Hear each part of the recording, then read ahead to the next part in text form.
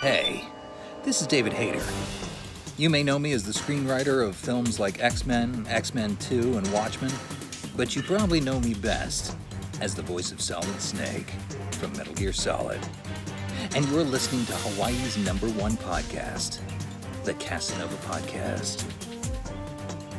Kept you waiting, huh?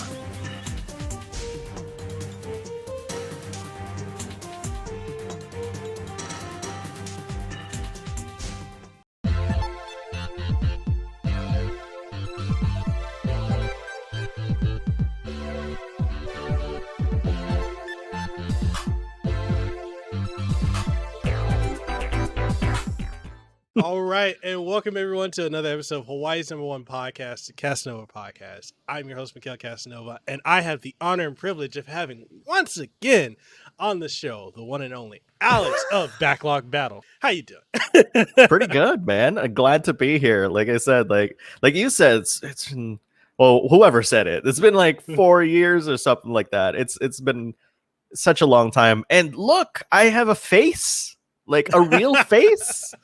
You know, like this is amazing.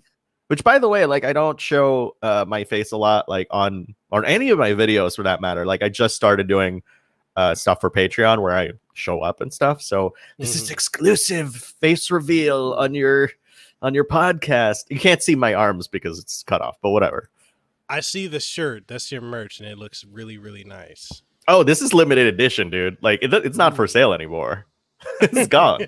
Like I told people, I'm like, dude, this is limited edition, but you know, it's not going on sale anymore because it actually has like, you know, it has me on there, like, oh geez, there, and then like all these other shards. Those are actually like the Game of the Year nominees for my award show from like last year and stuff. So, but they're like all shadowed and all that stuff. So, yeah. So like here, yeah. So there's like, I think this is tripping me, but like I know this one is like, you know, 13 Sentinels. This is also 13 Sentinels. This one's like Ghost of Tsushima.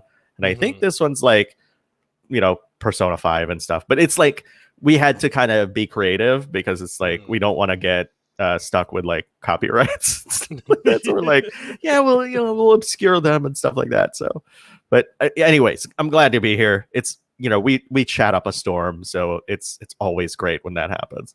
Definitely. Man, I have to say, 13 Sentinels was one of the best games to come out last year. Whew, hell yeah. It was so good. Oh my goodness. Whew. We can dive into that later on. But catch us up to speed. I know I was on your show a couple weeks ago, and if you guys haven't already, make sure you go and check out Alex's podcast. It's amazing. Link for that will be in the description below. It was such a great time being on there. We didn't get to talk about wrestling. We might talk a little bit about wrestling here, but yeah, catch us up to speed. What's new with you? So new is relative, obviously, but like, you know, about 4 years ago when you and I started talking, we were small fry, you know, or like, all right, you and I were small fry, but like we're trying to make do with what we got, right? And now I'm proud to say like the channel, the Backlog Battle channel, is about like 11,000 subscribers strong.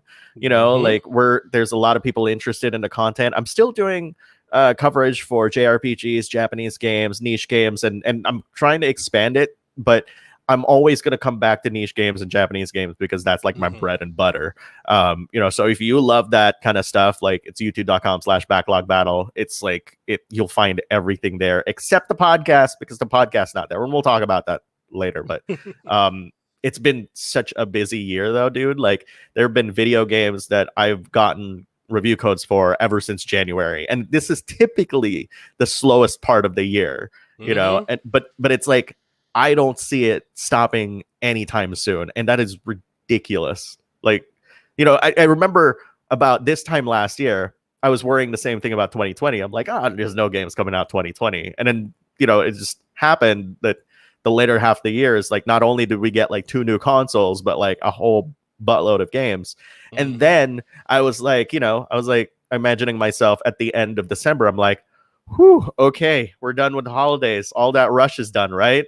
Come January, I'm like, oh my God, I got 2 keys for like long JRPGs. I gotta finish. This sucks. I mean, it's good, but it's like at the time I'm just like, where's my rest coming? And then Bravely Default comes, and then like, Nier is of course right now what we're dealing with, Disco Elysium, and I'm like, it just doesn't end, man. But I guess to sum up, what's been going on with me: overwhelmed, excited, happy, elated, sometimes neurotic because of the schedule, but otherwise really proud to be where you and I are, because I think it's even though like we haven't spoken in such a long time, I've been looking at their content as well, like being a lurker, if you will. So yeah, it's been really cool. And to touch on that, like 4 years ago, we were roughly starting around, like, as far as like if we're going to look at YouTube metrics, we were around the same area, like the same couple hundred. And to see that we've grown from a couple hundred to over 10,000, at this point, it's truly something, seeing that growth. And with that growth comes the opportunities to being able to work with different companies and, seeing, I mean, you've got years and years and years with the industry, but being on this side as a creator, it's amazing to see that, and being able to work with companies as a creator, like, hey, here's a code. Once it starts happening, it's super surreal. And I know a lot of people, and I still get this to this day, and it used to irritate me. It doesn't irritate me anymore. I laugh it off. But when people are like, oh, all you do is play video games, it's not really work. I'm like, really? It is work. What you were saying earlier about when do I get a rest? No. Yeah. January, it's been go.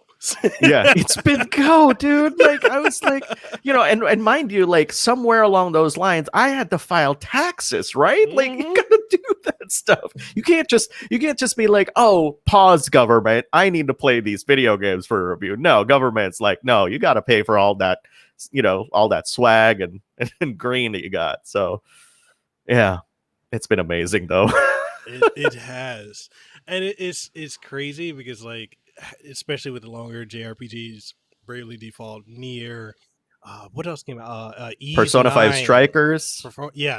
Persona 5 Strikers. Like, Atelier Ryza 2. I can keep going, man. I can keep going. People don't realize, like, the amount of time as and I view us as game journalists, like, effectively what we're doing.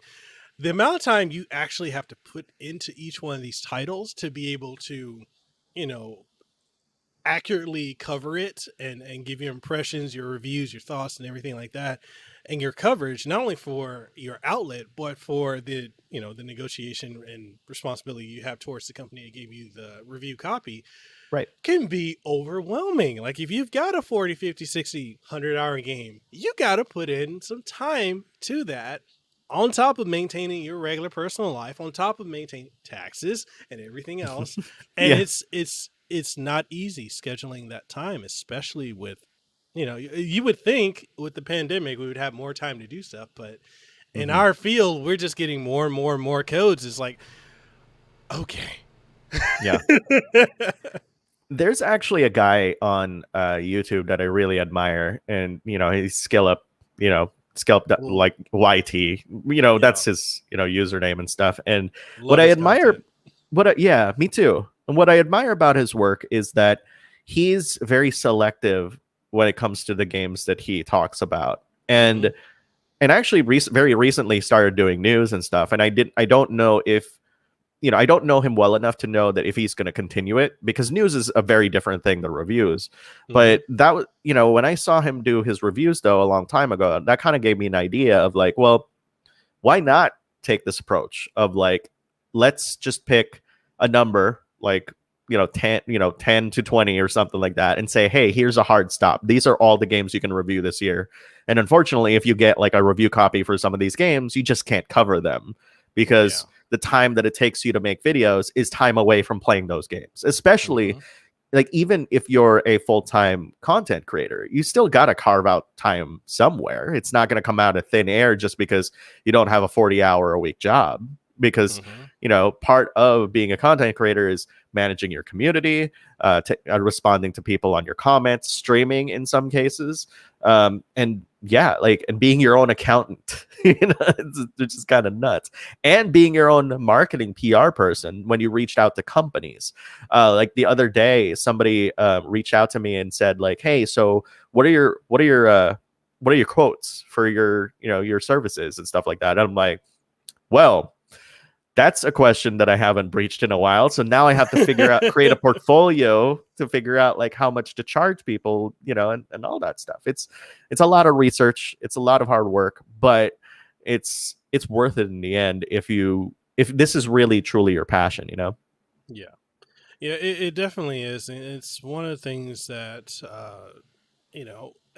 the more, and I think we can both definitely say this, but the more we do this, the more opportunities we get, the more we're covering, the more time and years and hours that we're investing in this, the more we're able to see like this is not for everyone. Mm-hmm. You really have to have a passion for this, because if not, then there's nothing wrong with this being a hobby. But that's the thing though that I kind of take a little bit of umbrage with, because like a lot of people think that starting off with something as a hobby automatically guarantees it into becoming some sort of business. And I think, there's a disconnect there that people need to understand, because for one thing, it is true that there are some people that go from doing this as a hobby into something like a business. I've known many people like that, right? But the biggest problem though is that the failure to understand that at some point, these people also said, well, I'm going to treat this as like something that's going to pay my rent or a livelihood. And a switch is flipped when that happens. And they're thinking about making more money, trying to figure out how to make entertaining content, but maybe shorter content, and just asking a lot more questions than a typical hobbyist would actually want to answer. And that's the turning point. And that's what I call breaking the ceiling, is like, that's when you're starting to think like, okay, the ceiling is this being a hobby. Now let's start to take this to the next level, because that's literally a barrier of entry for a lot of people. Yeah, very, very true. And touching on what you were saying about being a PR person, social media and everything like that, the marketing aspect of this can be very daunting, very overwhelming. I know for me now, trying to get back into the swing of being on social media after having a kid is like, oh God, do I feel like tweeting here? Do I feel like engaging with this person? It's like, because it's some people, I see, especially in our field, content creators, I feel a lot of people live on social media. Like they have the time to just be every half an hour to 15 minutes to 10 minutes or hour, they're posting something. And I'm personally, I don't know if it's because I'm older, I'm at this point now where it's like, I don't have that kind of time or desire. Not that I don't have that time. I don't have the desire to do that. I feel like there's a limit to the amount of, social media consumption that I'm doing. And I don't know. Like, what are your thoughts? Do you ever feel social media gets a little overwhelming? There was a time over the past year that social media really consumed me. Like that, I was like literally tweeting like so many times and stuff like that. But like, and even my community tab on YouTube, while it's not really exactly like a social media platform, it's literally like a feed of, posts for the community and stuff. I think the change that happened though was, well, for one thing, my wife and I talked about it and we, implemented some limitations so that way, like I'm not always on my phone for that matter. The other part of that is understanding how to use the tools that are given to you, because you got to step back and ask the question of like why certain things exist in your life sometimes. So for example, like social media, the reason why I have Twitter is to communicate with fans and kind of ask, people and communicate with them directly, which is great. But there's also the aspect of creating content for it that is exclusively different from YouTube or Instagram or whatnot.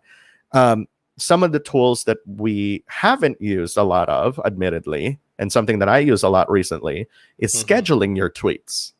So Yes. even though, like, you know, in the wee morning, like at 1 or 2 a.m. in the morning Pacific time where I'm at, you can literally have like a tweet come out when you're asleep, and it's engaging that kind of, you know, audience. And that's not trying to be disingenuous, right? Like what you're trying to Mhm. do is you're trying to figure out how to create conversation that people love and people can be entertained by.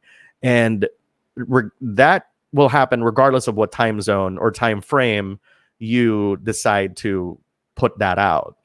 But the difference is that you're creating these well beforehand, you know, like even days before, to Mhm. create that conversation.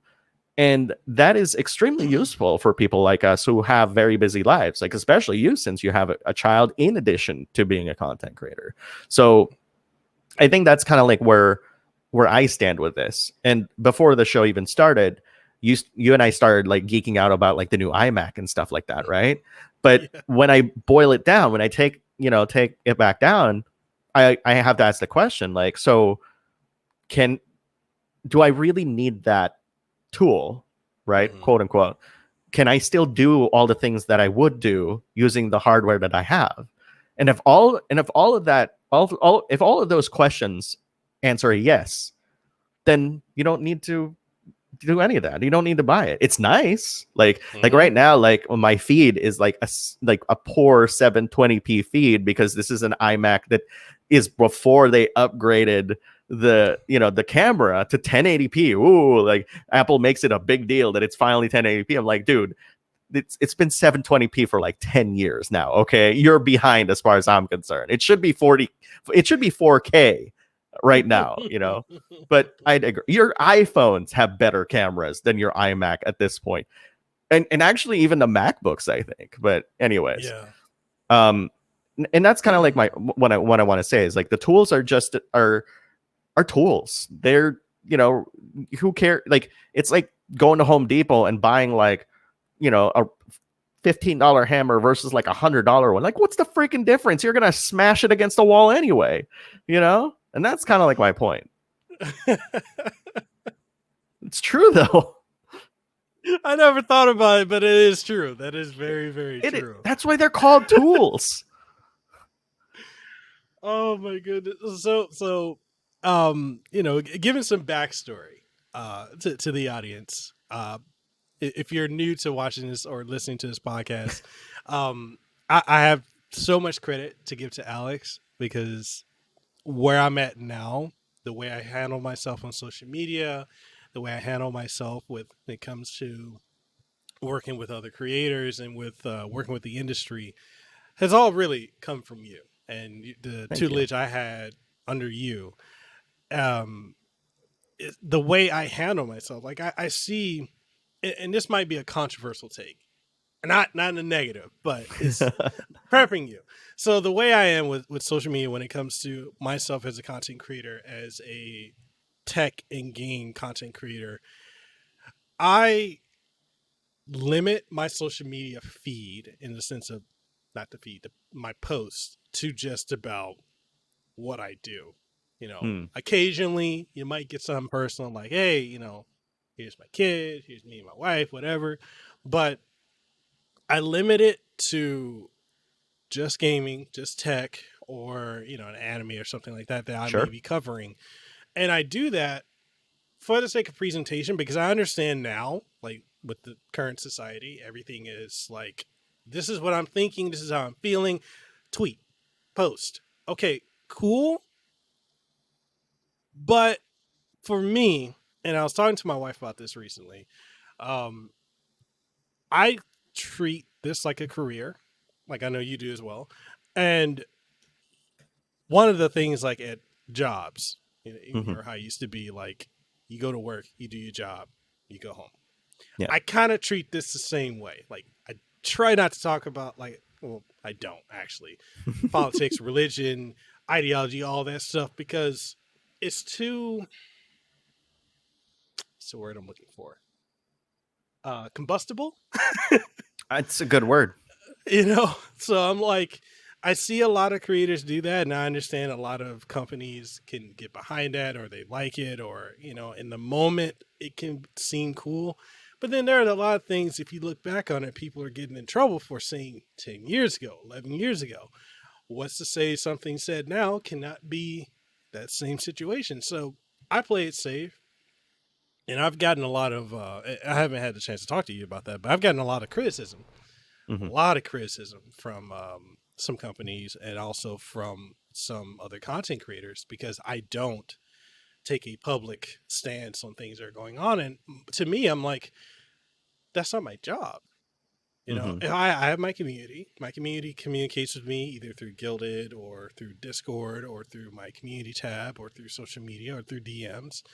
And we talk there. But beyond that, I feel like, and maybe it's just because of how I am, I just want to talk about what I'm interested in, not beyond that. I mean, and for those who do talk about stuff beyond that, there's nothing, I'm not saying there's anything wrong with it, Right. but I would rather play it safe and not have to apologize a decade later, Yeah. than to be rah, rah, rah, rah right now and potentially even alienate possible viewers at the same time. I don't know. So yeah, that's quite interesting. I kind of wanted to get your opinion on that because I think it's interesting how highly opinionated everyone is now with social media. Sure. Yeah. As far as, taking a stand, I think it's okay to do that. I mean, especially even if you have a smaller platform. And the reason why I say that is because it speaks a lot of your integrity as a person and as a content creator. And I feel like even though we're kind of slowly moving away from, even though it's still here, from the term personal branding, because that's a big thing, right? Like, it's like, oh, everything is a brand now. You as a person is a brand because influencers are, walking brands. There's an extra context that's slowly coming up, and it's becoming more and more, it's surfacing more and more, which is, the question of an integrity in the person. And I've always believed in creating and choosing core values and foundations so that your business is lifted up by all these pillars as opposed to being taken down by them. And actually a really good example of that is the channel slogan, which is Discover, Play Together. I came up with that slogan sometime maybe last year, maybe a little bit the year before. But and when you take a look at that slogan, at first you're kind of like, well, that makes a lot of sense. It's, you're discovering video games when you go to this channel. It's all about video games. So there's the play part. And then there's a community there, which is together. But that's taking all of the words separately. But if you take them all together, it also means something, which is discover, play together. Let's discover video games together as a community. And I felt that, as a slogan, it is so powerful because we are, even within the gaming community, we are actually being divided by politics and all these different viewpoints and stuff. And I felt like that what better way to rally our common ground than to use video games as a platform, that's why that slogan exists. Now, what does that have to do with taking a stand? Well, without other people, the video game industry won't be where it is.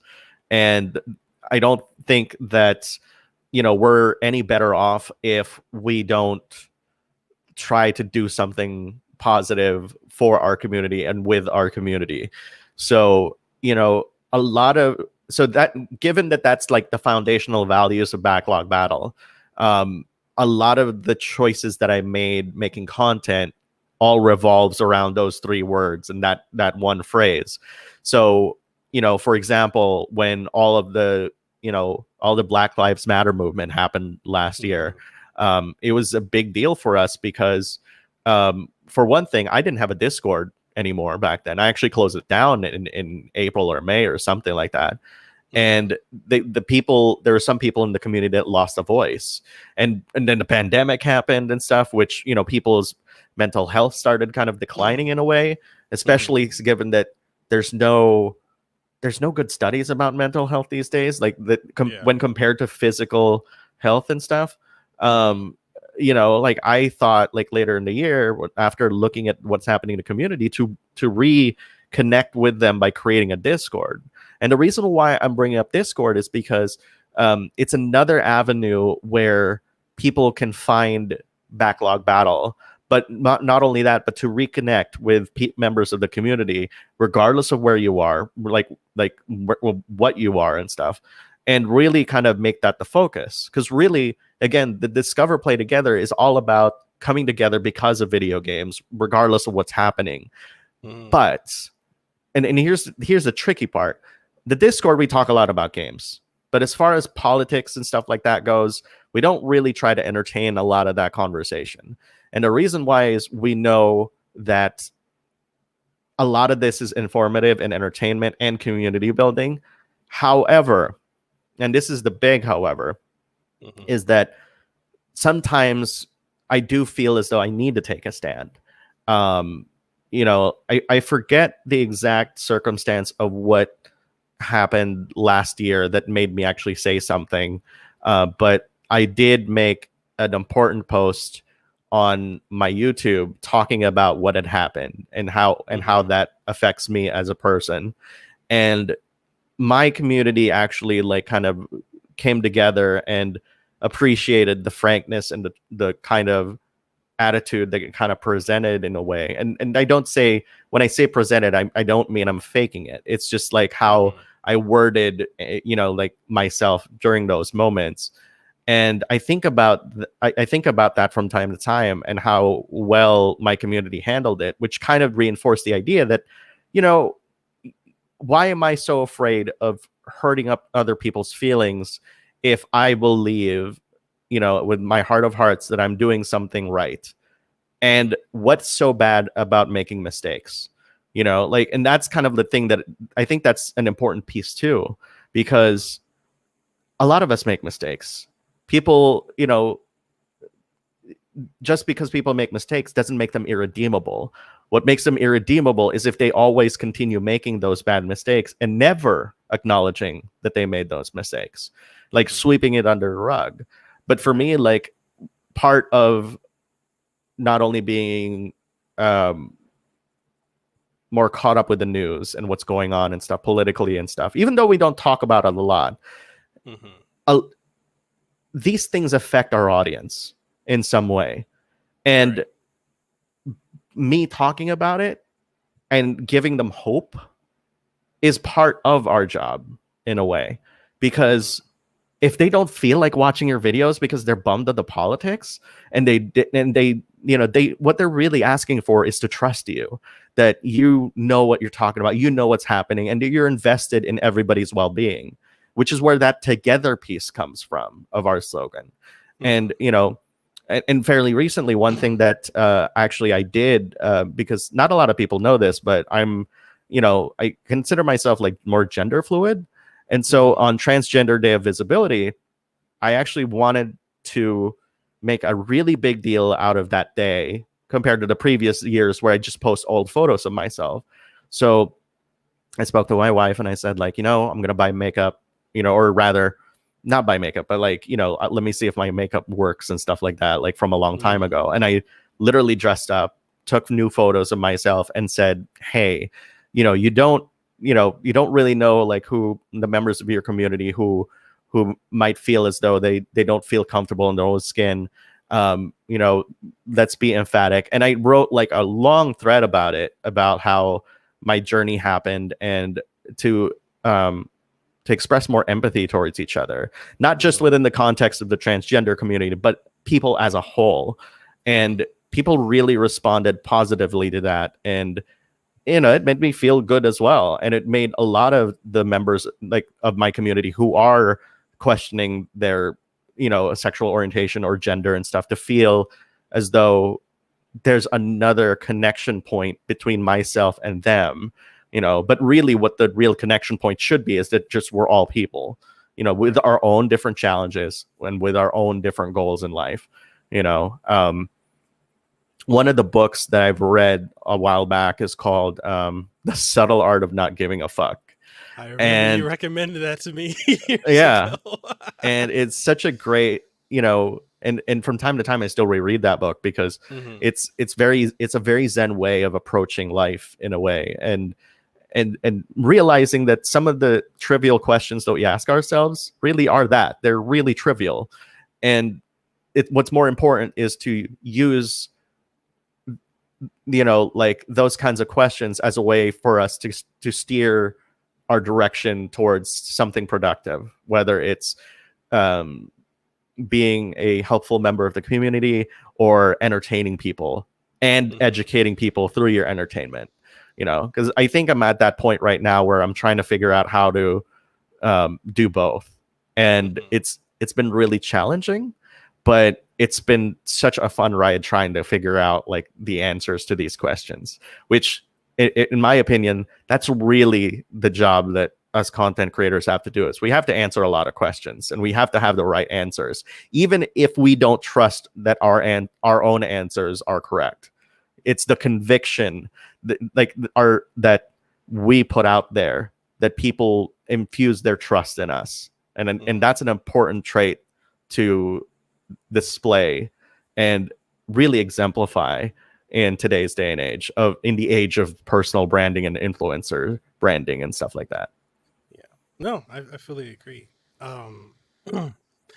Like in the sense of when you were saying about like having a Discord for people to have a voice, like I know in my Discord with the whole situation last year with Black Lives Matter, the protests and everything like that, people had a platform in my Discord to speak about that. You had people that were for and against it, and my stance on it was, let's have a conversation. Let's open a dialogue. Like if we can talk, fine.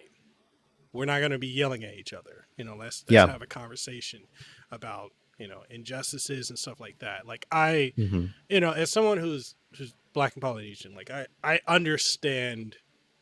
And in many ways, I've experienced a lot of discrimination as well. Yeah. But there are things like, especially last year, I was very, very critical of companies. And I got backlash for this, or flack for it. Because to me, and I said this about a lot of companies, when a lot of things occur, and because I understand the marketing, a lot of companies will hop on it because it makes them look good. Trust us, buy our product, blah, blah, blah. We stand for this, this, and this.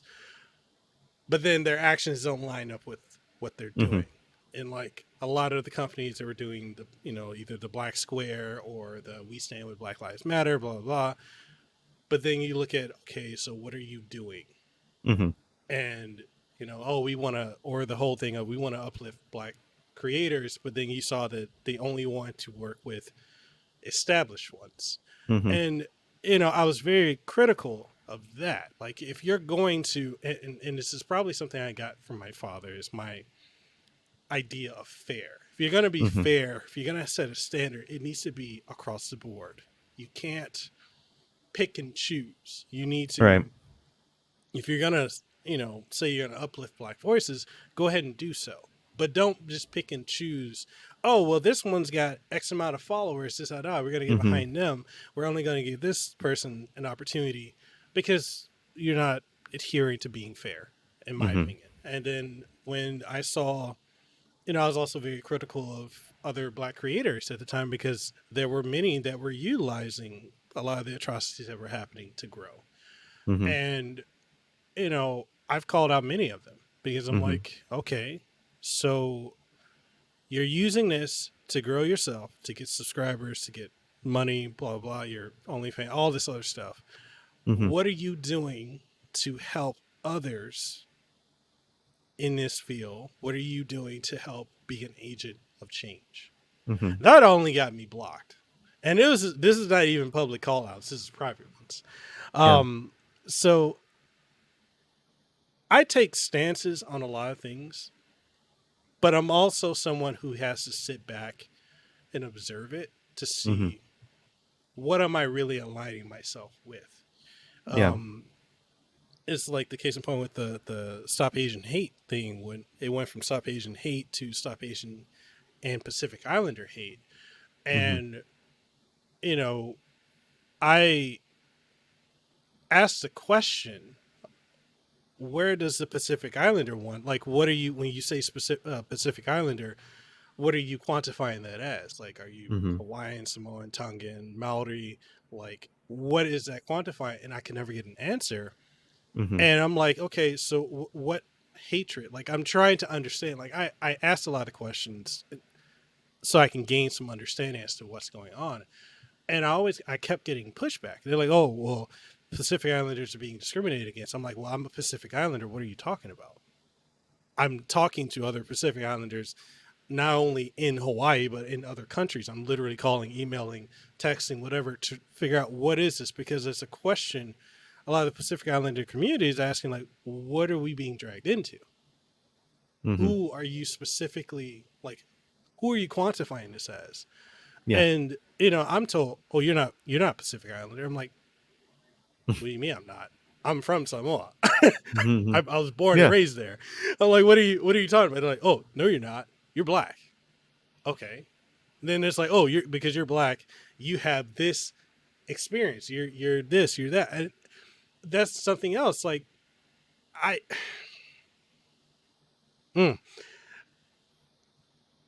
acknowledge, because it's true, being black in the United States, there are challenges that, you know, setbacks that we have to deal with. Yeah. I do not agree with this universal, because we're all the same skin color, we all have the same story and experience. Right. And I get pushback on that. I'm like, we're not a monolith. We're not. We're individuals. Yeah. We all have our own story. But it seems like a lot of people don't want to hear that. And so a lot of times I just eventually will stay quiet, because I'm like, my stance is not something, or what I'm trying to say is not maybe at the time is not going to be heard. So I will just remain quiet. And if my community, or if someone asks me, I'll open up. But for the most part, I don't say anything. And maybe that's the wrong approach. Maybe that is, but it's frustrating sometimes, because, like, when I hear some stuff with, you know, other black creators or BLM, there are some that are like completely anti-white. Everything white is wrong, blah, blah. If a person's white, blah, blah, blah. And I'm like, but my wife is half white. My children are part white. I can't group everyone, you know? Yeah. Anyway, so that's, It's a difficult thing to cope with, which is why I try to treat this sort of thing on a case-by-case basis. Like, yes, together we can enjoy video games and live harmoniously, but that doesn't mean that we're just gonna brush aside somebody's history, because that would also be a disservice to those people. You know, I believe in positivity to an extent, and, you know, because true positivity, not that fake positivity. But that's kind of like what I'm saying. It's like, you know, the extreme positivity of just like not caring, you know, not acknowledging that there is negativity in the world, that there are gray areas and bad things. Like that's a dangerous precedent to have. Right. I believe that you can still be positive and still be a responsible human being, you know, like to each other, regardless of, what kind of travesty and challenges we've gone through. And I think by thinking about, I talked about core values earlier, by thinking about like what has worked over centuries. Well, it's being a nice person, like actually genuinely being, like not thinking ill of other people, like that's gotten us to where we are because of inventors and creators, religious folk that just want the best in everybody and want to see that in everything that they do, in through everybody. And that kind of positive empowerment is really great to bring in some of the best things in people. You gotta speak about the Discord again, because I kind of made it sound like we don't talk a lot about we don't talk about politics or what have you. What we tried to drill down on our Discord isn't that, oh, politics is as a no-go. It's that the conversations surrounding it can typically get out of control.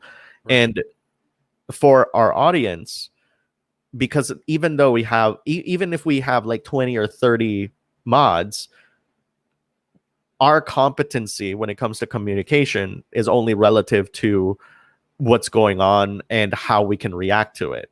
And that's where the complication comes from of, being a manager in the community, being either a mod or a community manager, which again is part of being a community being part of being a content creator. And so when we decided, like, this is a video games thing, we were also trying to figure out ways to allow that sort of conversation to happen, but outside of the common public channels that's available. And so, some of the channels that we opened up, like one was actually a dedicated LGBTQ plus channel where a lot of people who either identify or are friends of the LGBTQ plus community can opt in, join the channel, and maybe educate people who do want to have those questions answered, and it's in those kinds of channels that those things are allowed. And then when we started thinking about what happened last year, plus the pandemic and stuff, like Black Lives Matter, Asian Lives Matter, like, we also were thinking along the lines of like, well, yes, talking about these things can help, but at the primal level, what do people really need? Well, the pandemic has kind of forced us to stay home. Fitness is probably sucky right now, so let's make a channel dedicated to fitness health, right? With so much bad things happening last year and the invention of the term doom scrolling, that told us that we need to create a space for people to talk about their mental health and how we can help them out as best as possible. So we created an opt-in channel for mental health.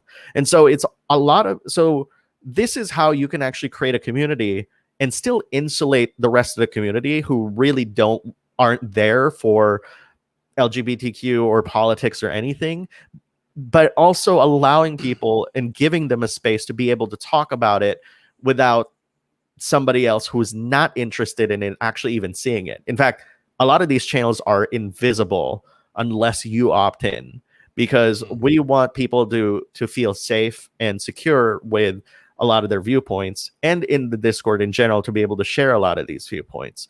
And I think, and mind you, we don't have a specific politics chat because we recognize that it's not really about politics that's kind of bothering people. It's the effect of it on us and our psyche, and it's an effect on us from a medical health perspective.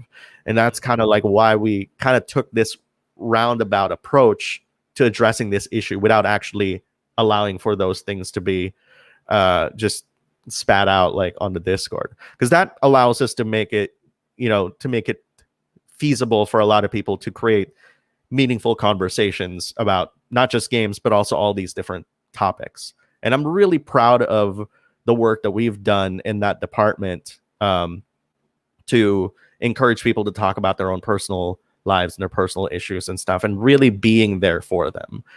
We've created a very strong supportive community thanks to that. And so if somebody actually comes up to me and asks me like, what is your biggest accomplishment? It's probably building, the current version of the Discord and being able to feel like everybody cares about you, not just from a superficial level, but from a deep personal level. Some takeaways from that, I absolutely love. You have spaces for people to go to be heard. There's dialogue. I absolutely love that. And there's education solution support. That right there. Absolutely love that. Yeah.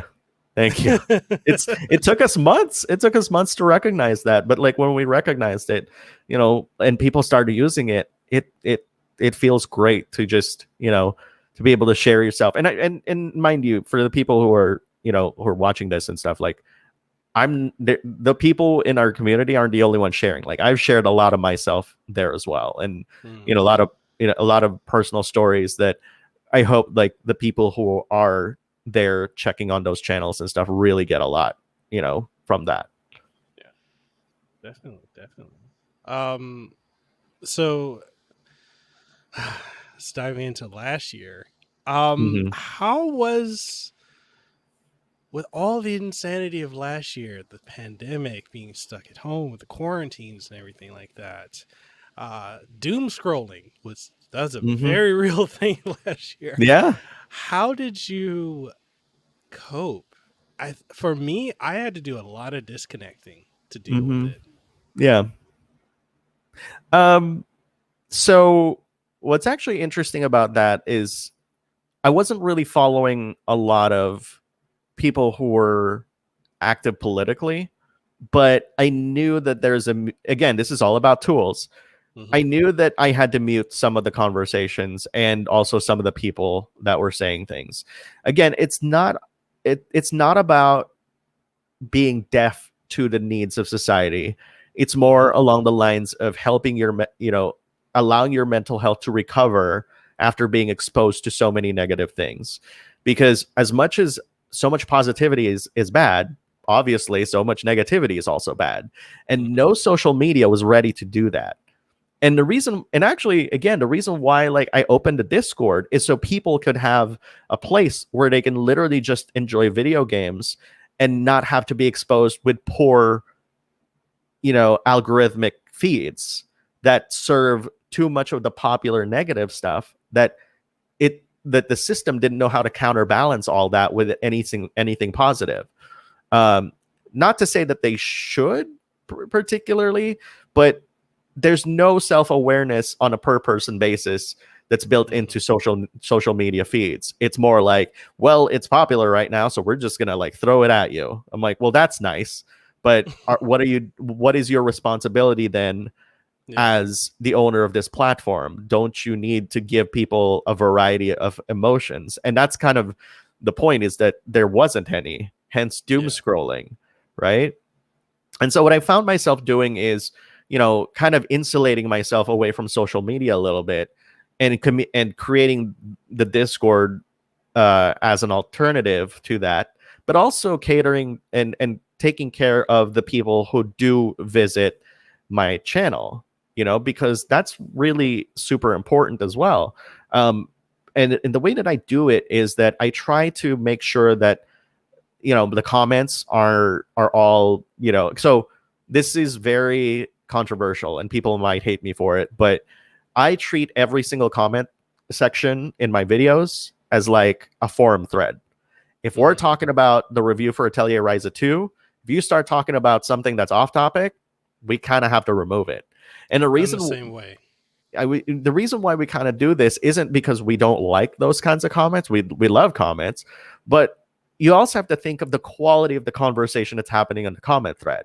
If you don't take care of that, it can devolve into something like really bad, like in terms of like not just from more like a management standpoint and making sure that everybody's happy, but also finding things, right? Like finding worthwhile comments and meeting people, because people seem to forget that meeting people was part of the experience being on YouTube.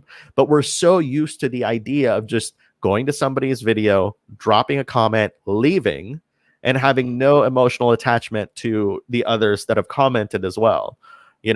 That's very rare that happens. And so that's one thing we did for our community to kind of encourage them to kind of come back, because our stance is like, well, if your social media of choice is reminding you of bad stuff, we're not going to do that here.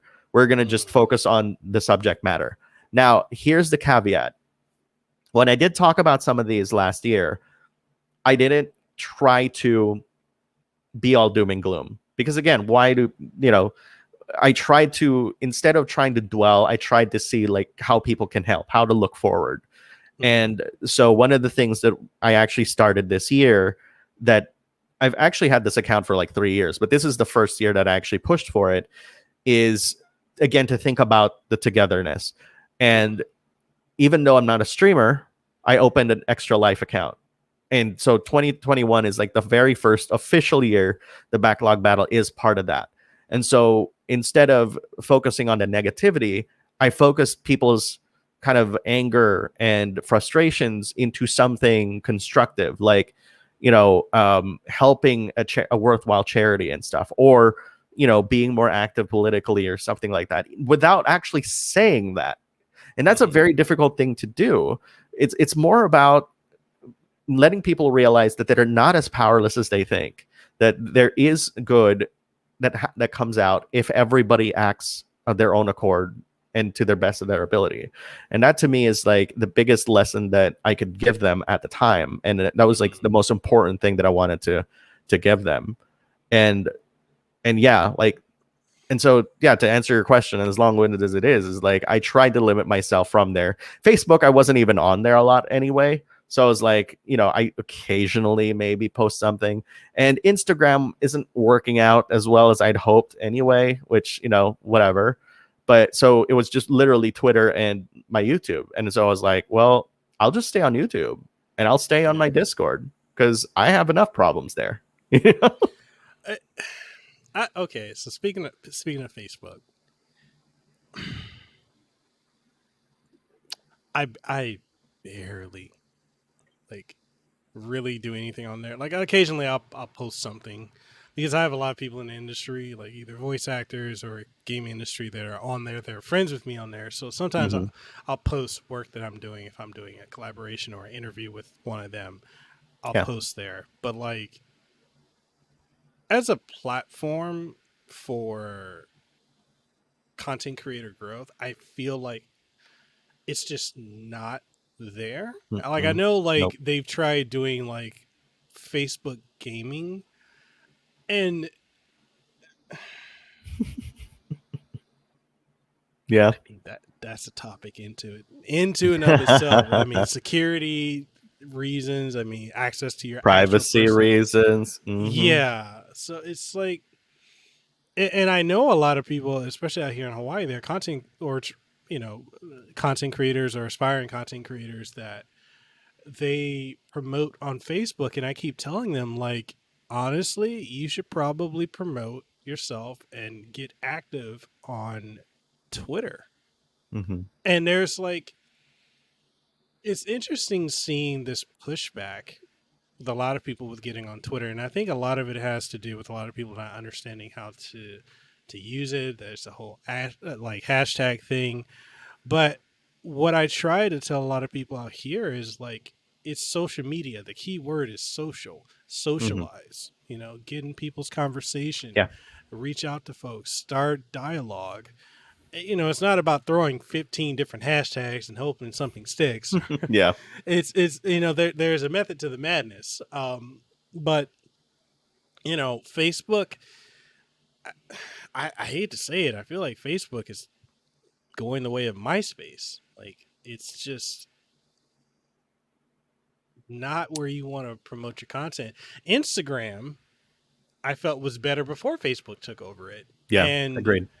Now it's like, I'm in the same boat as you. Like, there's some things where I'll post it and it gets no traction. I'll post something completely random. It takes off, especially with their whole Reels thing, which was competing with TikTok. And I don't understand it, and I know there's TikTok also. Like, I have a TikTok, and, I've seen so many videos and people giving advice, like Harris Heller and others. They're like, hey, you need to be on this platform, be on that platform, be on that platform. And honestly, right? Like, honestly, it's like, you cannot realistically spread yourself to each and every single one of these platforms and produce the same level of quality unless you got a team. Yes, I agree. Individually trying to keep up with whatever the algorithm is for Instagram. I don't even know if Facebook has an algorithm, but whatever that is, it does. Twitter, TikTok, like all that, you're going to spread yourself thin and burn out. So it behooves you, if you're a creator, if you're a Twitch streamer or YouTuber or TikToker, have two platforms that you're on, which whatever your main one is for your content. Yeah. And I would say Twitter.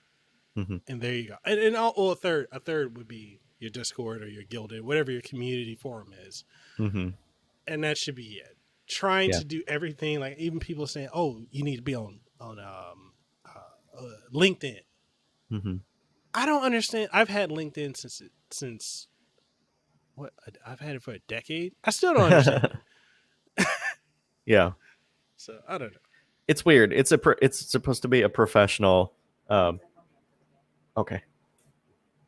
Let's have to edit that. Yeah. So, yeah, I mean, LinkedIn is supposed to be kind of like a job, like, social network. And I'm like, that's kind of silly because everybody these days, especially influencers and stuff, like, we're our own bosses and stuff. So what now? I only use LinkedIn to keep track of my achievements. In fact, LinkedIn, if you go to my profile, I keep track of every single 1,000 milestone on my YouTube channel. You can literally see the entire history, which is kind of nice because I can literally look at it and be like, oh, wow, this is how fast I've grown in the past few years. But to kind of build upon what you said, though, I think a lot of people who say like that you need to be on all of these social media don't quite understand why the algorithm doesn't work at times for them, because it's kind of like the equivalent of being on Twitch, going to everybody's chat rooms and channels and spamming your content and then moving along. You're trying desperately for a fish to bite, and yes, the concept may sound like it makes sense, right? It's like, oh, more social media means more exposure. But if you're getting like 2 or 3 clicks per, is that really worth the effort? Especially if you get ratioed or, get caught in the algorithm knowing that you're doing this, right? What I found that works extremely well is if you really study the platforms that you're in and figuring out what works best for those platforms. So a good example is for me, when I was like experimenting with Instagram, like I was like, oh, maybe clips of videos and stuff. But when I started thinking about it, I started thinking like, well, are you overcomplicating this? Because if you look at what other people are doing, well, they're just posting photos, like really beautiful photos, right? Which in a video game, it's kind of difficult because yes, you can kind of technically do screenshots, but it's like for our job as reviewers, it's like, how often are you doing that? It's not too often. I know that a lot of influencers do, which is great, more power to them. But at the end of the day, you have to ask yourself, like, is the platform right for me? First and foremost. And if you can't be bothered doing screenshots, then maybe you shouldn't do Instagram. Or if you're not going to take a photo of yourself in a high production environment or something like that, or against your collection or something like that, well, maybe it's time to reconsider Instagram. But for a lot of other people, that works out quite well. And that's great. It's just being able to acknowledge that you don't need to do everything to do the best possible job you can, but and instead using the tools that you have and your talents and molding and shaping your content so that it's complemented by your positives and your advantages, your strengths. Mm-hmm. I think that is an underrated quality that a lot of people try to augment by buying really expensive tools. Again, this is the whole hammer situation. Like you've never built, like it's like, I'll expand on that concept. It's like you want to build a house and this guy thinks that by buying $100 hammer, he can build the entire house. No, you also need a whole bunch of other tools. And you also need to know like how to freaking create like a blueprint and all this other stuff. It's the process surrounding things that you should also pay attention to just as much as the act. And that's missing for a lot of people, I feel, these days. Oh, let's stream. I can stream from my PS4. Let me turn it on. I want to be a partner. Great. How are you going to get there? I don't know. I'll just stream. That's good enough, right? Oh my God. That's so true. Right? Everybody wants to be popular. It's oh my goodness. So, funny thing, the reason why I actually went to YouTube is because that's going to take like more work in some ways. But I knew that that's part of my strengths. And the advantage is if I have kids or something like that later down the line, I can literally make a video right now, schedule it in the future, boom, it's out. I don't have to stream. I don't have to stay. And that's why, like, I think I mentioned it in our conversation on the podcast. Like, I start thinking about like the married streamers, how they're coping with that.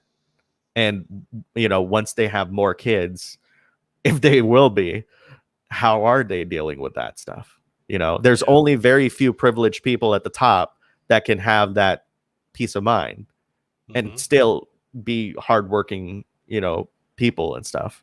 But there's very few, It's to touch on that. So I rarely stream.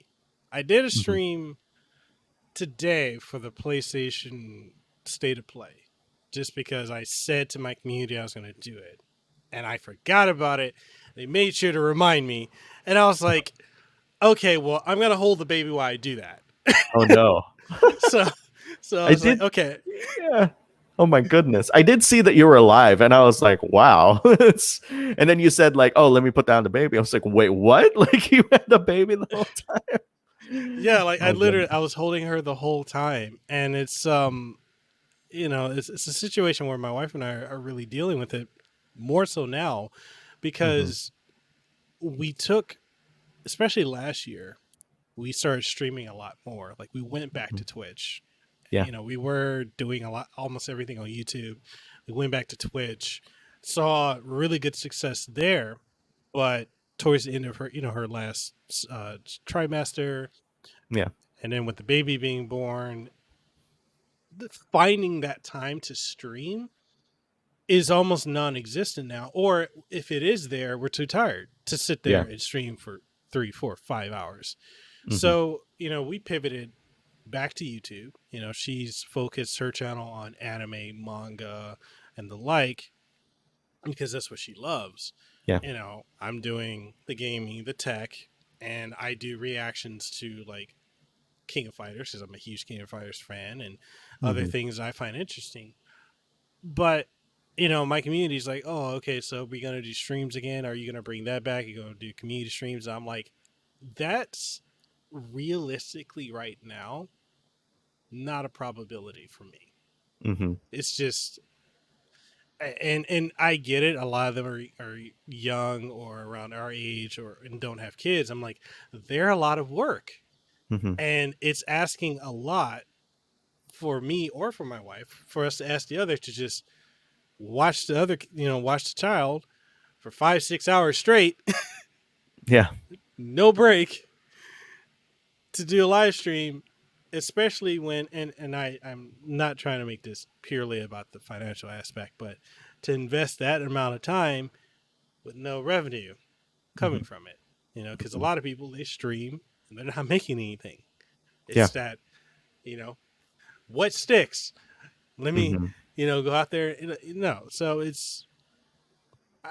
I've found that I enjoy going back to YouTube, making my videos, scheduling them to go out, whatever, and having the rest of the day to do everything else that I want to do. And I don't, this is me speaking to my audience. I don't know if I'm going to be coming back to streaming. I really don't, like, on a every single week basis. I mean, that's kind of why I went away from streaming, is because it's not, I love that people are making money off of it. I think that's great. and by that I mean not even just talking about Twitch or Facebook. I'm also talking about the actual streamers and stuff involved, because they worked really hard to get there. But at the same time, people's situations are different, right? And that's that's kind of like what we've been harping this entire time on the show, is that people's situations are different, and you have to kind of cater things based off of what your capabilities are, as opposed to overstretching and then all of a sudden not like kind of like really taxing your mental health in the process. And so that's why I left streaming, because yes, I was it's actually really crazy, Mikkel. It's like I was getting 100 to 150 people a night on Twitch before I left. Like I was hot shit over there. Yeah, and then all of a sudden, like, stop, and just kind of like said like, well, I want to go the road less traveled, and because I think at the time I was like thinking to myself, well, I'm going to go the opposite direction of where people are going, because for one thing, I know I have the capability to deliver a bang up job on YouTube, making some really quality videos, and that are probably of higher quality than my streams. Not to say that, like I sucked as a streamer, but it's like there's a value to live streams and pre-recorded media. And trying to say that streaming is the only future is kind of like the TV, back in the 50s and stuff, where live was the only thing that's happening, and then pre-recorded was invented, or I don't know really the order, honestly, and saying that one will die over the other. I'm like, no, they're just two different media of communication. Like both are valid in their own right. So, and of course, here we are now, like a big channel, great community, people who really love, video games and congregating together in one place. It's like, what, and I didn't have to like, yes, I did stream a few times, but that's not what this channel is. It's not a streaming channel. It's all about making videos. And I'm glad that people love that. Yeah, definitely. I wanted to touch on something you had said earlier in the podcast about something that Skill Up does and something you've kind of incorporated as well. And it's something I'm also doing as well. It's like being very selective about what we're covering as content creators, as reviewers, as game journalists, because I've actually run into this conversation with some of my community where they're like, hey, are you going to cover this game, this game, this game, this game? And I'm like, no, this is what I'm going to cover. And I feel like, and if I'm in any way wrong, please correct me. I kind of feel like when you get to a point like where you and I are now, where we're working with AAA developers and, companies and organizations and such, and we're getting the opportunity to cover bigger titles while also still covering the niche titles that we enjoy, we can't cover everything. That's a quick way to burn out. Yep. If you're not completely invested in it, you're not going to be able to put out quality for that. Yes. Like I know a lot of people are asking me, am I going to cover Returnal? I am interested in it, but as far as like to cover that as for a review, I don't know. I don't know. I already have a lineup of stuff that I'm doing. I got a new computer that just came in for review. I've got a whole big Amazon box here of stuff to cover, and I'm like, I got a schedule and I'm trying to stick with it, and it's even harder with a baby. And now it's like I can't cover every single thing. So I'm being very selective, and I feel like it works better. People, some of my communities, like, they prefer I cover less of King of Fighters 15 and cover other stuff. And I'm like, but King of Fighters is my guilty pleasure. I grew up with that in the arcade. I love that franchise. And I'm pulling in new community members that are huge into that. They're like, hey, he's really, he knows his stuff. I'm going to check him out. And then, he covers this too. Sorry. He covers this too. he likes anime. He likes this game. He's covering that. And so it's bringing in more people. Mm-hmm. But, I've really tailored it because there was a point before where, when I was covering indie titles, working with indie developers, and which it makes sense because indie developers, they don't have the marketing budget, and sometimes they have no budget to promote their games. So like if you're a content creator of any size, they will work with you. They'll give you a code so long as you promote it and put out content. But there was a point where I was just covering everything. And then when I got to the point where I could cover the AAA games I wanted, the AA games I wanted, the indie and niche games that I wanted, and I cover keyword what I want, I'm not covering everything. Yeah. And that's a good place to be. Sometimes it can be frustrating because there are some games that'll just pop up, yay, hey, we're dropping this today. No heads up. Crap. Yeah. But yeah, being selective, I think as a content creator, and I think it's very important for content creators to understand this, be very, you have the option and the right to be selective of the content you want to cover. You don't need to cover everything. Yeah. And I think a lot of people may not understand that, but no, you don't need to cover everything. My community is actually very understanding of that. I am very open to what I am dealing with. Like, so for example, last month, I was supposed to cover Story of Seasons, Pioneers of All of the Town, but then I posted in my community tab saying like, I'm sorry, like I'm kind of in the middle of like several other projects and stuff that I'm more passionate about.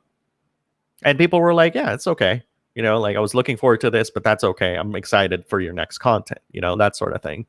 But also at the same time, I think it's also part of our job to figure out ways that we can try to cover as much as we can outside of reviews while changing the way that we create content, if that makes sense. So in other words, like, I didn't have a lot of time to finish Disco Elysium Final Cut last March, for example. And so is it really as amazing as everyone's saying? It's really dark. So like you have to be in the mood to play it because it's literally playing like, something like Fear and Loathing in Las Vegas, but a lot drier in terms of, like the tone and stuff like that. And I think that's the value of that game, but I said to myself like, okay, there's no way that you can release a review of this game because you're still playing through it. Right. And you want to, at least for me, I wanted an out so that way I could say like, hey, I talked about the game without actually saying like I needed to review it or something like that. And so what I created this is a brand new series on my channel. It's called 5 Things. I know that a lot of people have lists and all that jazz, but 5 Things is unique because it's a laser focused video about one game that's talking about aspects of the game that you probably wouldn't notice if you were watching a trailer or maybe if you're just reading a review, because sometimes reviews can be like, pages and pages long. You'd be scrolling forever for some of these. And I think those are great. But like if somebody just wants to know like specific things about a game, right? Like something like Disco Elysium, here's 5 things you might want to know about it. And what's also unique about that is the personal perspective comes from the fact that I was looking at it through the lens of a JRPG gamer, which is a very niche perspective when compared to other people reviewing it. Because a lot of people are like, oh, I love computer RPGs, like, Western RPGs. But I'm like, but I have an audience that loves JRPGs. So here's this game through that lens. And so, that's another great example of just thinking about like how I can talk about games that don't take too much time, that will still entertain and inform my audience, and also respect everybody's time. Not just myself, but also our partners who, provide us with the codes, and also our community, and to be quite honest, I've been working on this concept for ever since you and I started on YouTube, like, because for me, the work to try to find different kinds of videos to make never ends. We're always trying to think of like innovative ways to like deliver something to our audience that is entertaining, informative, and fun to just watch. And you know, and all those things combined. And for the longest time, I was trying to figure out ways for me to like doing list videos, right? Everybody makes list videos on YouTube. I get sick of those from time to time because there's too many. And so I thought to myself, well, this is an opportunity to make a list video that I actually care about. And lo and behold, 10,000 other people thought that they cared about it too, that they clicked on the video and watched it, you know? And so that galvanized the idea like right from the get-go. And that's when I was like, okay, this is another tool that I can use to talk about games that's really fast, that, you know, that respects my time as a content creator and as a gamer and everybody else's time. So I think that's a good idea of what I'm trying to achieve right now on my channel. Is that balance. Okay. When it comes to again, this is something I learned from you, but I'm gonna ask this question. For those of you who are watching, where I am, and I said this at the beginning of the podcast, I'm going to reiterate it here. I would not be where I am. I would not be able to be doing what I am doing if not for the tutelage of Alex. So, you know, 5 easy payments of $99.99. But or hey, I have a patreon.com/BacklogBattle, you know, like go there. It's like good stuff. but you know, in all seriousness, definitely go check out Alex's Patreon.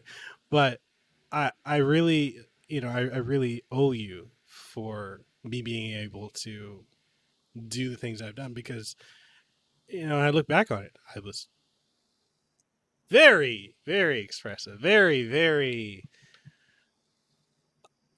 uncouth on a lot of things, but I took to heart a lot of what you said. And you know, where I want to take the conversation now is when it comes to working with the industry, games industry, and, you know, influencer relations, such and such.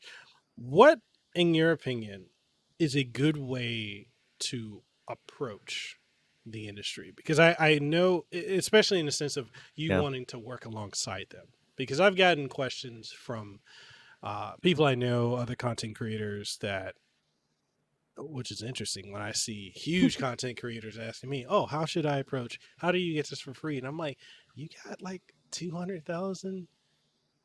What do you, what? Anyway.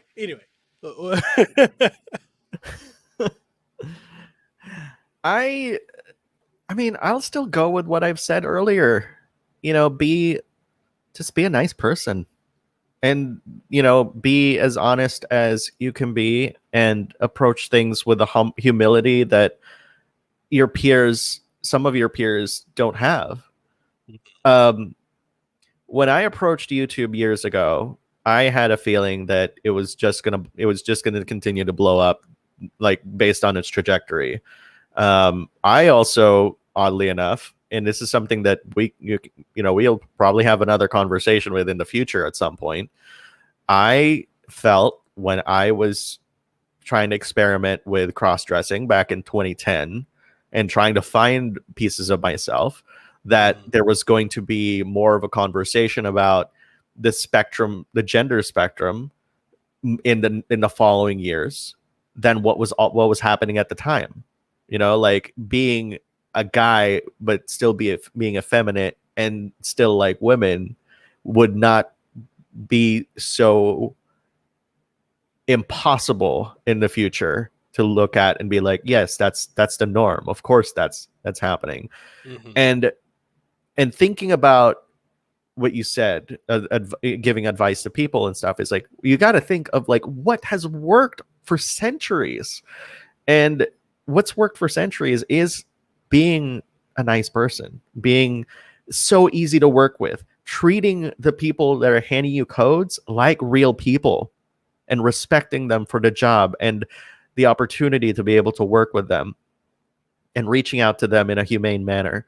Like every single time that I send a link to one of my reviews to any publisher or developer, I always thank them for the opportunity they give me, because that key could have gone to anybody else, but they chose me to play their game and make videos for their games. And so why shouldn't I thank them for the opportunity? You know? And it goes a long way.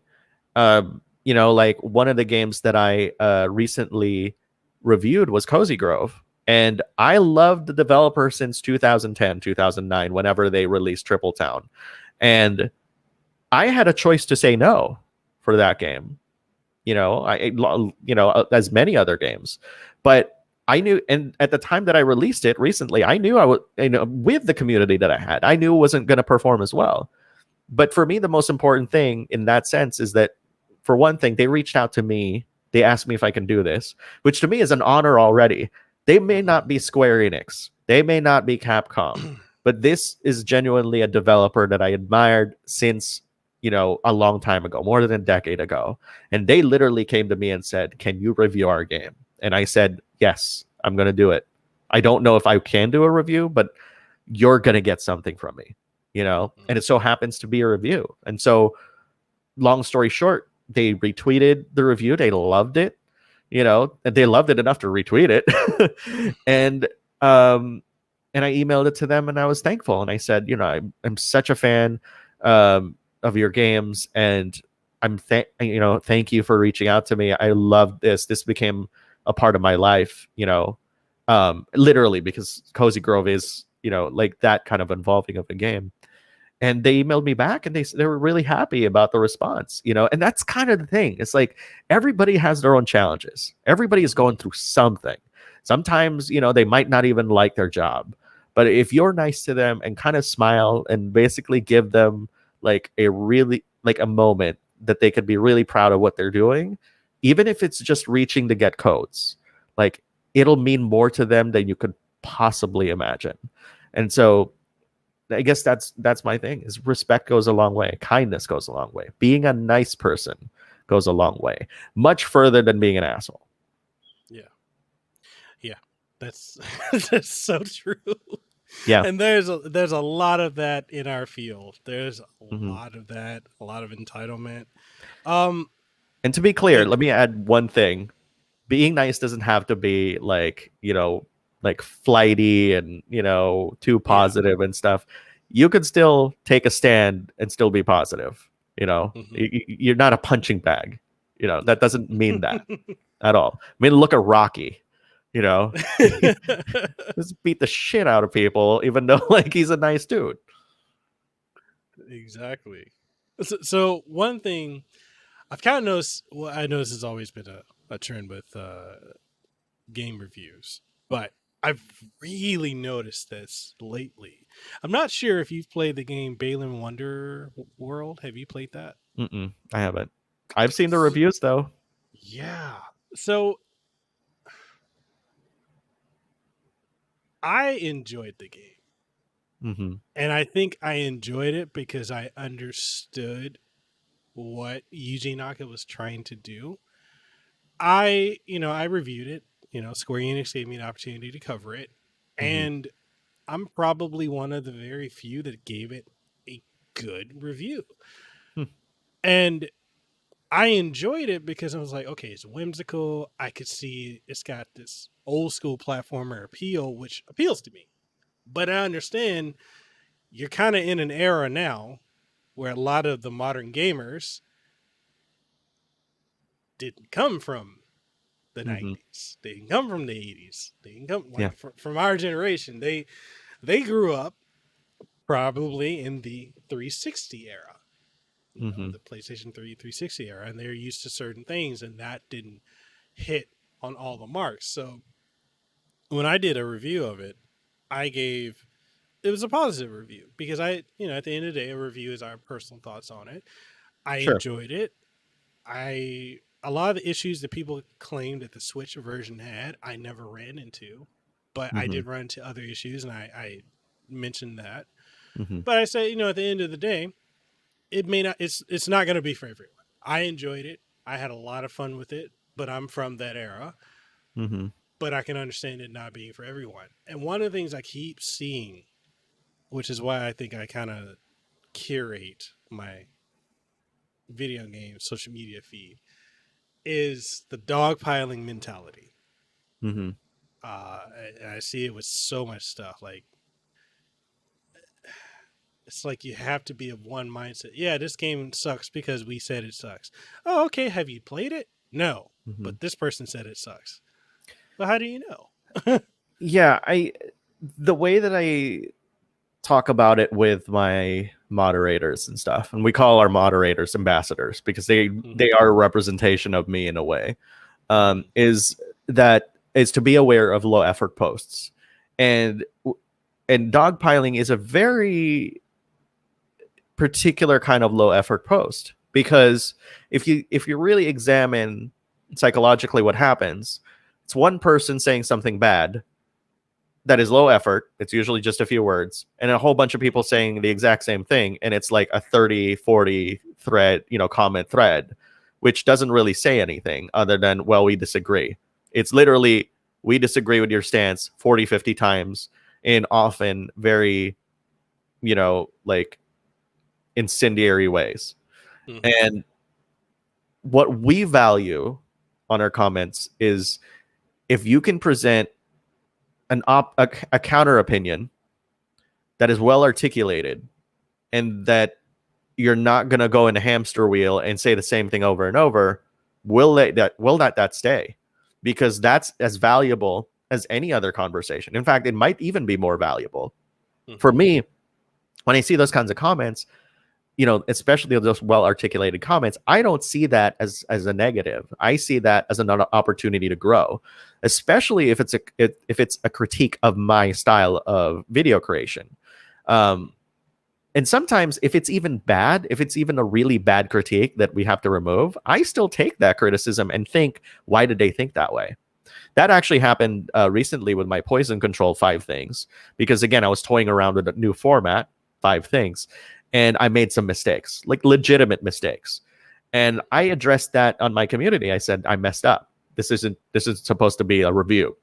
People thought it was a review, but it's not a review. And people were like, oh, it's okay. You're not really at fault. I'm like, no, actually, in this case, I was. Because what was actually happening is that I was so focused on saying what I want to say without caring about how I say it. And this is something that I'm starting to kind of imbue in my community as well, is that before you say something, you have to care about how you're saying it first before you put it out there. Because even though what you say may be true, if you say it in such an incendiary manner, no one's going to care. No one's going to care. Your point may be valid, but you said it in such a bad way, no one's going to think about it, and people will fight you for it. And that's, again, it's the evolution of the way that we're managing communities, because again, we keep talking about tools. YouTube doesn't give us a lot. Twitter doesn't give us a lot. They think these are all we need, but we need more. And thankfully YouTube is doing something about that, right? Like they have this beta for like people who are trying to just crap on people and stuff. And they'll actually ask them a question saying like, hey, this seems offensive. Do you really want to post this comment? It'll be like a confirmation thing. Mm-hmm. And that goes a long way, and we're so far away from being able to really, truly manage our communities and stuff that we have to, again, as with most things in life, mold ourselves around that and shape these environments and our tools and our community into what we want to see. A reflection of ourselves and stuff. And, that's actually very poetic, because I never really thought at one time that my community is a reflection of my values, but it really is, that's the brand doesn't stop with the videos. It's everything. True. I got 2 more questions for you, because I want to be respectful of your time. And thank you. We definitely going to have you back on again very, very soon. So, to keep this going. To actually talk about wrestling, right? I know, right? I was like, I was like, man, we have what is it, Kenny Omega 4 belts. He's got the AAA belt. He's got both the Impact titles and AEW. Mm-hmm. Possibly gonna go for the was it New Japan Pro? Anyway, Yeah. getting ahead of myself. Um, I know we've had discussions privately about this, about when it comes to dealing with other content creators. Mm-hmm. I'm going to carefully choose my words because I do not want them to be incendiary. Sure. Yeah, absolutely. Take your time. But you know, in this field, and I understand a lot of people are, you know, we're all trying to get attention to attention to the work that we're doing. There are some that go the route that is, in many ways, you could say plagiarizing or just flat out plagiarizing. Have you? I know the answer to this, but I'm gonna ask it. Have you had to deal with other content creators that you may have worked with or that may have spoken to you that have either copied you, like almost to a T, your style, your cadence, your output, or have just tried to use you because they know you have a connection, or they know you've got something that they would like to either have, or someone or something they'd like to work with? Have you had to deal with that? And what is your advice on for content creators that are listening or watching? How should they go about dealing with that? Well, I will tell you that there's been a lot. It's not just like one person, it's multiple people. I've encountered them from time to time. And when we spoke, I had a different attitude about it. My attitude now is that I'm flattered, because that just tells me I'm doing something right. You know, like, I mean, why would they? Why else would they copy me? You know. But as far as dealing with copycats and stuff like that, like, it all comes back again to you as a content creator, which is why, it's so important to have great core values and foundations, because regardless of how many things people copy about you, if you know what your core values are, you're going to stick to it, and you can create something amazing that continues to create gaps between you and your copycat. You know, like, your quality just keeps increasing and increasing and increasing and increasing to the point where they can't even copy you anymore. Yes, they can copy your thumbnail, but once they start the video, they'll recognize what that's all about. Like, what the difference, the gulf in quality between what you're making and theirs, it's immediately apparent from the get-go. And that's the only sustainable way for any content creator to try to grow, is to always question what you're making and basing it around what your capabilities are. Because if you keep copying somebody else, it's taking you even longer to question what your priorities are for what you want to make, right? Because think about it, like, if somebody likes my thumbnail, steals it and stuff, what are they learning? Well, they learn how to steal. Everybody can do that, you know? But what's very difficult to do is for people to actually look inside and say, well, why do I like that? Why do I like, the font he's using, the colors and all that stuff? What is he doing specifically that's making me want to steal it? That is a tougher question to ask. And if you make people ask that question, I mean, obviously that's great, but you have to ask that question yourself. Like, expose yourself to a variety of media. Whether it's video games, movies, books, anything. Ask yourself, why do you like that? And then apply it to your work, because that's the only way that you can really, truly grow as a content creator, and as a content creator that does original work, because, I always, one of the episodes that I released very recently, this week, in fact, was with a graphic designer from Sega and Atlas. And we started talking about, like, inspirations for video editing. I'm pretty sure a lot of your audience have seen many interviews with content creators, YouTubers, and influencers who have always asked the question, like, who are your inspirations? Like, was there a Twitch streamer or a YouTuber and stuff? I would proudly say no. None of those, actually. Like, my influence is like David Fincher, and my favorite movie is Seven.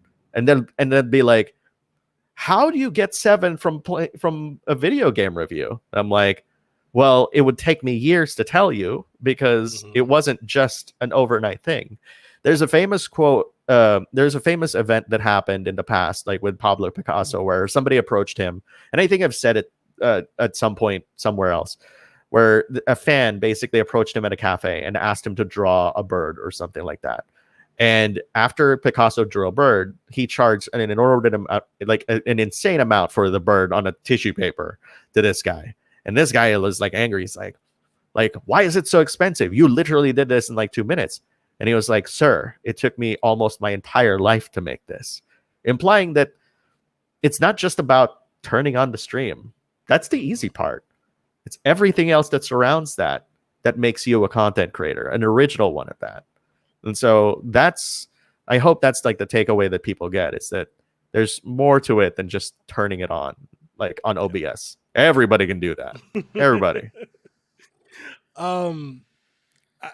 Yeah, because so I've had a situation over the last 2 years when it comes to podcasting, which again, I gotta give credit to you about the success of the show, because literally where I'm at, again, even from YouTube to here, it's very much thanks to you. So I greatly appreciate you.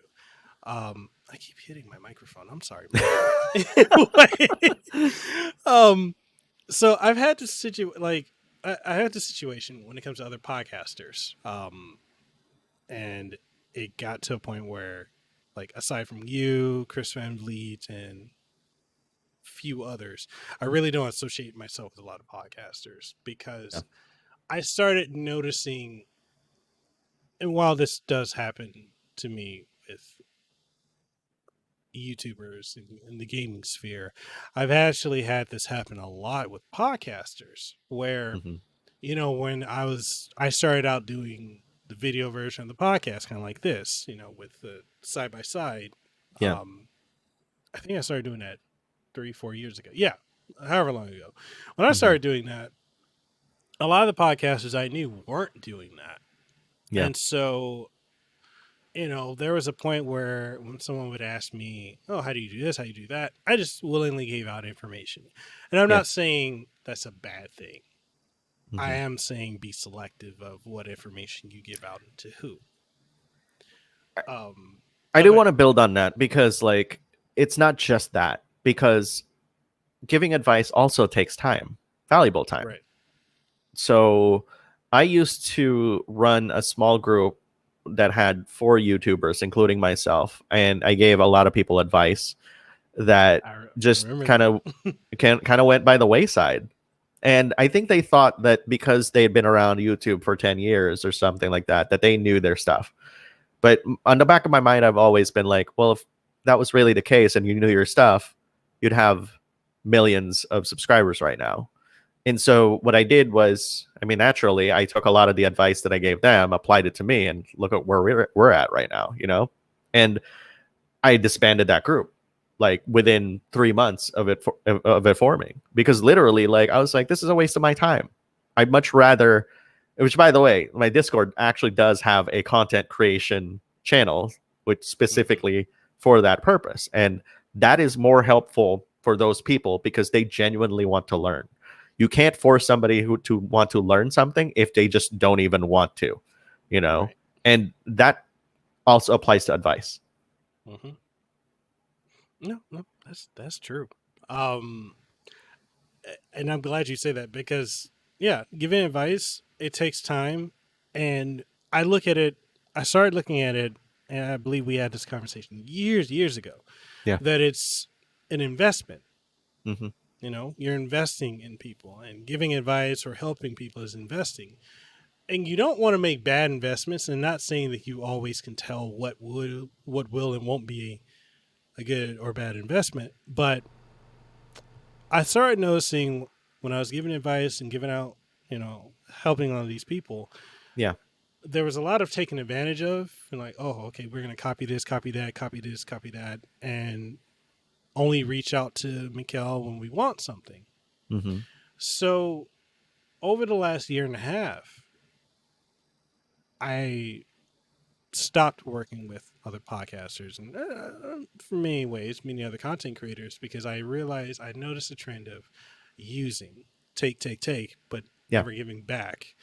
And I'm very much a very big proponent of paying it forward, because I feel like that's really what helps us all move Yeah. forward. But I know it's like there are podcasters that literally copy head to toe either my layout, the way I put out tweets, the way I do promotions, the way my show is, the format, the font. There was one who was so blatant with it. Anybody I interviewed, immediately he went to go interview them too. And I'm like, looking at it, because it didn't fit the theme of their show. I was like, okay. And then it got to a point where there would be people like the people that they were asking, like after I would interview them, they would, they reach out to these people. The people they reached out to would reach out to me and be like, do you know this person? I'm like, casually. Why? Oh, they said that, you're their friend and that you said it's okay for them to reach out to me to have them on the show. Like, no, never did that. But thank you for letting me know. Yeah. It's interesting. Yeah. I will say this. Actually, in case people haven't heard the episode that you're on, I also have to credit the current direction of my podcast to you, because it's a mutually learning experience. And instead of copying exactly what you're doing, I actually had a different inspiration. And this inspiration is actually, funnily enough, I only recognized very recently. And I talked to my wife about it, and she's like, that makes a lot of sense. And I'm like, and so, I've been kind of like pondering, like, it's $5 to subscribe to Apple TV Plus. Maybe I should try it. Like, I recognize that I was subliminally, subconsciously, I was trying to break down how Oprah interviews people. And that's probably the last thing you guys out there are realizing, like, to hear from this podcast. But it's true. Like, I was like thinking to myself, like, yeah, why was Oprah successful? And again, there's that question. How was she successful? How did she do it? And start studying all that information as opposed to copying, understanding. Well, first of all, the guests are comfortable. They feel like they can open up. The guests love being on the show. They had a lot of fun. They would want to be on there again, and that's kind of the thing. It's like realizing and looking at things that you enjoy, or maybe even not, maybe even like just something tangential. Like I never watched Oprah before today. Like, I don't think I was going to be a fan either, but I recognize the talent when I see one. And that's when you start thinking, and, but to kind of credit you though, it just took a small push to be like, hey, maybe having different guests is a good idea. But that's where it stopped. I wasn't like, oh, I'm going to copy like exactly what Mikkel is doing. No, it's more like, now what? What can we do to put the Backlog Battle spin into it? How could you make this different?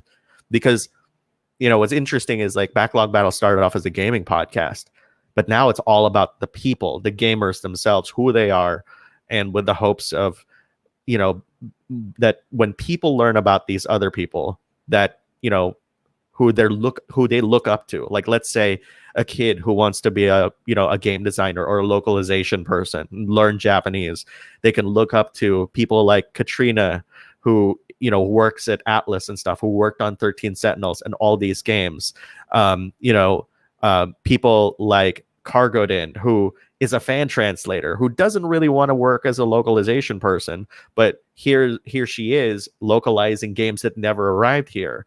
Or even a graphic designer like James, who literally like wanted to create content about games, but didn't really know how to get there. Here I'm hoping that hearing these stories would inspire people to kind of better themselves and to pursue their dreams just by listening to the show. And that, my friend, is like how I was able to figure out, like, okay, this podcast is not the podcast I've been doing for the past 9-10 years. This is something special. And if there's one takeaway that any content creator want to be content creator, not want to be sounds like, bad and incendiary, but like, if you want to be a content creator, you have to think of these extra things, because that's what's going to separate you from everybody else that's doing the same thing. Yeah, very, very true. Final question I have. Okay. It's not wrestling related. That'll be another podcast. Sure. What would you like to leave the audience with today before we go? Ooh, it's a good question. Yeah, I did. In today's landscape of influencers and content creators, it seems as though you gotta be shocking or crazy or extreme to be successful. I can tell you that while my growth hasn't been as astronomically crazy as a lot of these people, the kind of success that I have achieved isn't only dictated by the monetary value that I get every single month. It's also the people that I've met. It's the commenters that always look forward to any of the videos that I make. It's the companies that discovered my channel through one of my videos because I did such a good job talking about these games that they want to work with me. And ultimately, it's all about the integrity and the core and the heart of who you are as a person that's going to be considered and remembered at the end of the day. I know that a lot of people who want to make money out there don't think of legacy as the first thing on their bullet points of what they want to achieve. But at the end of the day, when you get to a certain point, you got to think about how to incorporate other people to help you out. You talked earlier about like hiring other people to do social media. Well, do you know your values well enough so that you can pass that same set of systems and foundations to somebody that they'll understand exactly what the hell you're doing to continue your work beyond what you're doing right now? Because I don't expect a lot of the people on Twitch to work until, up until their 90s. At some point, they're going to stop. What's going to happen to those people? Hopefully they'll continue their legacy by passing it on to somebody. But that's where you get tested. Do you know who you are well enough to be able to understand why things work for you? And are you capable of passing that to other people? And I think the best answer to that is like, well, the journey of self-discovery isn't just like a buzzword or something like that you see in self-motivation books and all that stuff. It also works for so many other things. And once you finally crack that code and figure out who the hell you are, like you'll be creating some incredible things like with that knowledge. And I'll just have to say, like, it took me like 40 years to figure that out, even from the day I was born, and I'm so happy like I got to the point where I can articulate this to people. And yeah, it's been a wild ride. Awesome. I lied. The real final question. The last question. Okay. All Did right. you have fun? Oh, you're turning this around now because I said like, well, of course, like you and I have been buds for like 4 years and stuff like that. Even though, we don't get to talk a lot these days because of like work and all that stuff. Like I've always, like, I'm the kind of person who is thankful of the people that I meet every single time because, like these serendipitous moments don't happen often, and we always need to value these like as much as we can. We got to live in the moment, like be in the moment. So of course I had a lot of fun. Awesome. Tell people where they can find you and plug everything you want. Plug, go ahead and plug it. All right. So you can find me on youtube.com/BacklogBattle. Again, we do JRPG reviews, impressions, 5 things, what is, like a whole bunch of other stuff.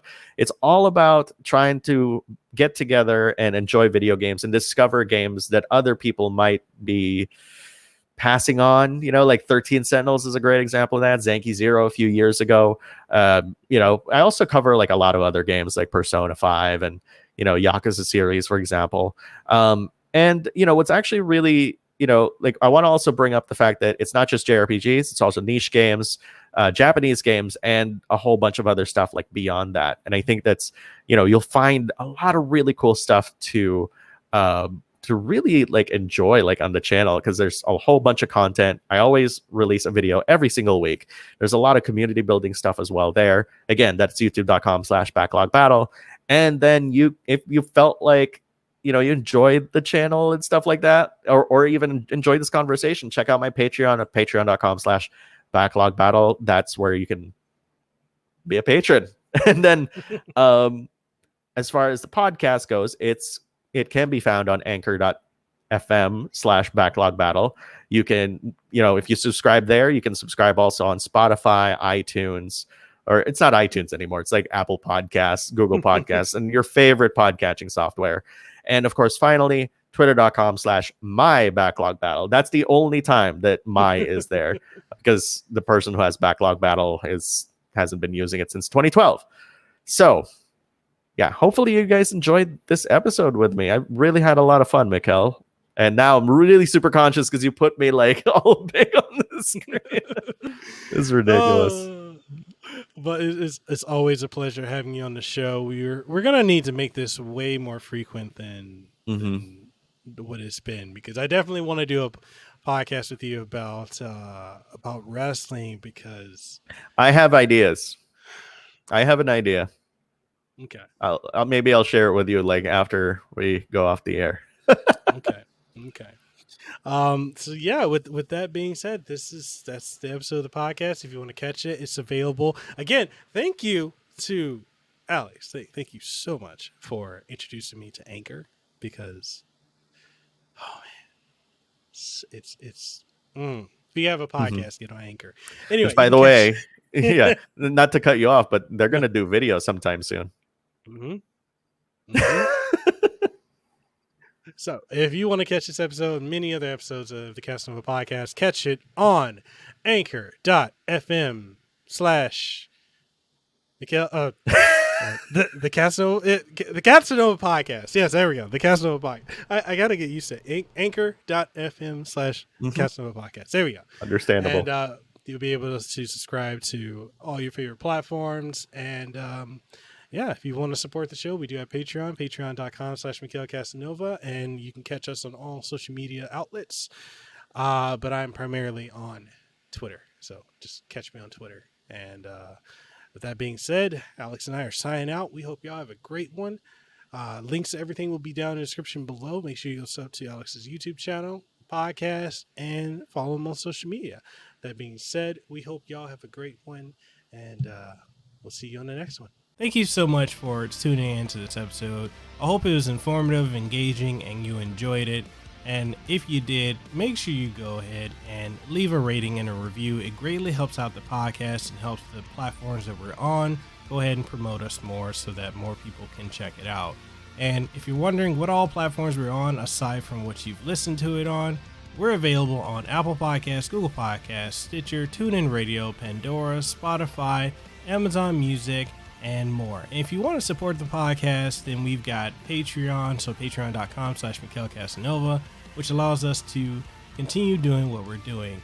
If you're looking for this in video format, we're also available on twitch.tv/MikhailKasanova, as well as youtube.com/MikhailKasanova. So with all that being said, I'll catch you on the next episode of Hawaii's #1 podcast and the #1 podcast in the Pacific, the Kasanova Podcast.